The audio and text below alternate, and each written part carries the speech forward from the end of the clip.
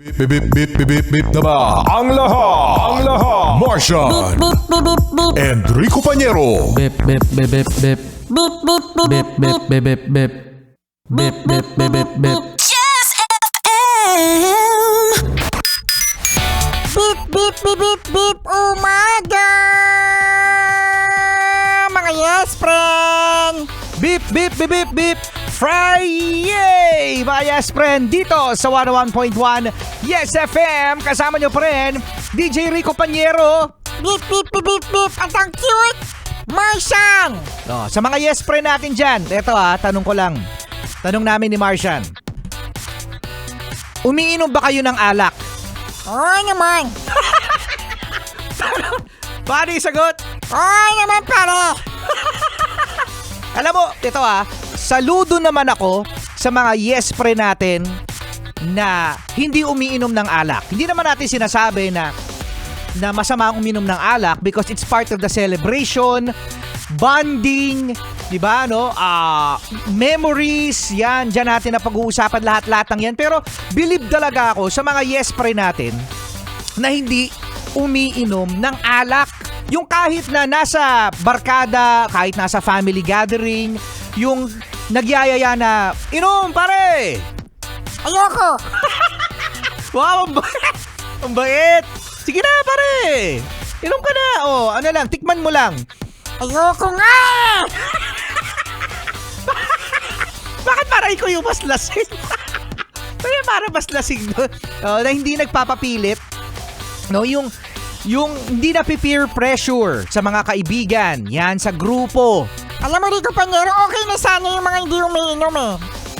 Okay na okay talaga. Yun lang, sila yung taga-ubos ng mga pulutan. Oo nga, sila nga yung mga taga-ubos ng pulutan. ay nako. Biyernes na naman kasi mga yes friend, yung mga nagpaplano, na mag-inuman. Yung inuman, kapag pinilano yan, natutuloy. Pero yung mga mag-out of town, nagsiswimming, di ba, yan yung mga hindi natutuloy. Bakit kaya? Kasi syempre, iba pa rin ng inuman, Rico Pañero. Correct. Tapos yung iniinom nyo mga yes friend, yung merong San Miguel na Archangel. Si Saint Michael. Yan. Di ba si Saint Michael, yung sa iniinom nyo na gin, nasa ilalim nun, sino? Yung best friend nyo. yung best friend nyo, nandun sa ilalim ni Saint Michael. Oo nga, no? Kasi nakakatawa nga na syempre, di ba, si Saint Michael yung nandun sa ibabaw nung demonyo, di ba? Pero kapag tinaob mo na yung bote, Hala! pag tinaob mo na yung bote, kasi mag-aano ka na mag-shot ka na Pag tinaob mo yung bote, Yung demonyo na yung nasa ibabaw. yung demonyo na yung nasa ibabaw.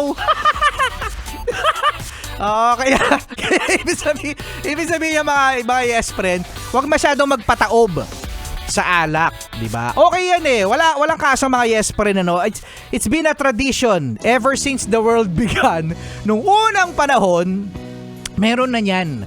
Yun nga lang sabi, drink responsibly, drink moderately.